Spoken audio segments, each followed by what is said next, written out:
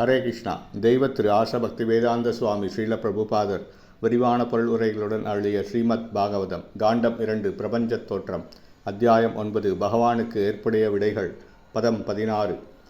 பிருத்ய பிரசாதாபிமுகம் த்ரிக் ஆசவம் பிரசன்ன ஹாசாருண லோச்சனானனம் கிரீடினம் குண்டலினம் சதுர்புஜம் பிதாம்சுகம் வக்ஷசி லக்ஷிதம் ஸ்ரீயா.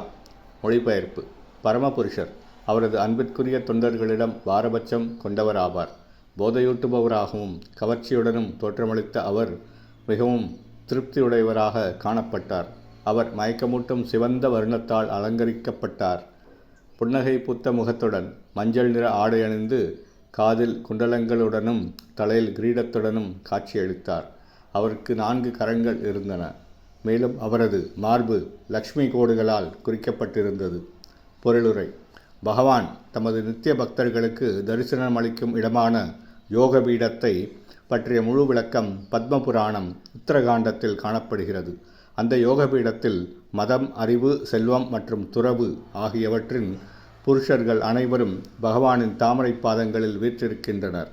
Rig, சாம, யஜுர் மற்றும் அதர்வ என்னும் 4 வேதங்கள் பகவானுக்கு உதவியாக அங்கு கூடியுள்ளன. சண்டன் எனும் சக்தியை தலைமையாக கொண்ட 16 சக்திகளும் அங்கு திரண்டிருந்தன. சண்டனும் குமுதனும் முதல் 2 வாயில் காப்போர்கள் ஆவர்.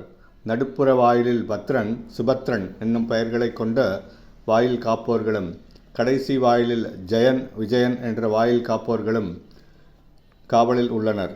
குமுதன், குமுதாக்ஷன், புண்டரீகன், வாமனன், சங்குகர்ணன், சர்வநேத்ரன் மற்றும் சுமுகன் போன்ற பெயர்களை கொண்ட மற்ற வாயில் காப்போர்களும் உள்ளனர். பகவானின் மாளிகை நன்கு அலங்கரிக்கப்பட்டு மேற்கூறப்பட்ட வாயில் காப்போர்களால் பாதுகாக்கப்படுகின்றன. ஹரே கிருஷ்ணா.